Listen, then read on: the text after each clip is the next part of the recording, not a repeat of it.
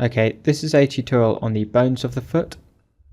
So in the foot you've got tarsals, metatarsals and phalanges.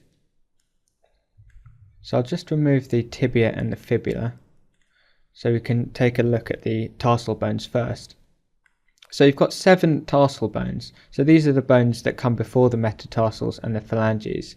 And you can separate the tarsal bones into a proximal and distal group. So in the proximal group you've got 2 bones. You've just got this bone here which articulates with the tibia and the fibula. So it's this bone here. It's called the talus. And you've got the calcaneus. So those are the 2 bones in the proximal row.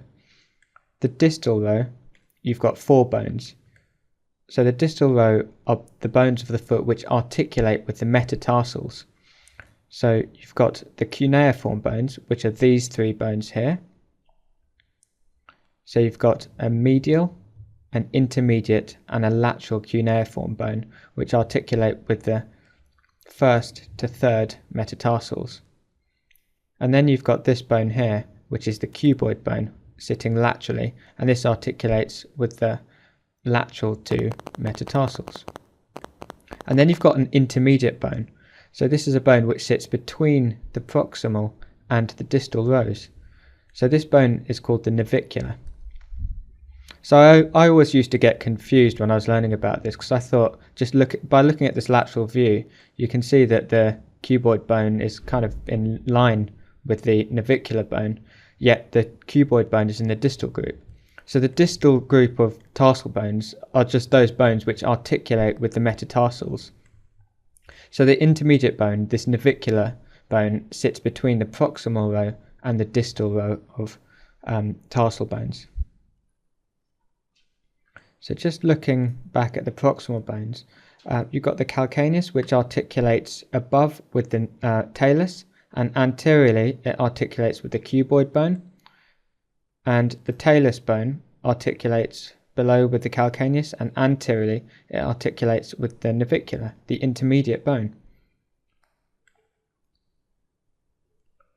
So looking at the navicular, you can see it's anteriorly it articulates with the cuneiform bones, so the medial, intermediate and lateral cuneiform bones, and the cuboid bone in the distal row of tarsal bones articulates anteriorly with the lateral 2 metatarsals, and the cuneiform bones articulate anteriorly with the medial 3 metatarsal bones. So those are the 7 tarsal bones. So you've got a proximal row with the 2 large bones, the talus and the calcaneus, and you've got a distal row which contains the cuneiform bones, the 3 cuneiform bones, and laterally you've got the cuboid bone, and then you've got an intermediate bone called the navicular, which sits in between the proximal and the distal row of tarsals. So anterior or distal to the distal tarsal bones, you've got the 5 metatarsals. So you've got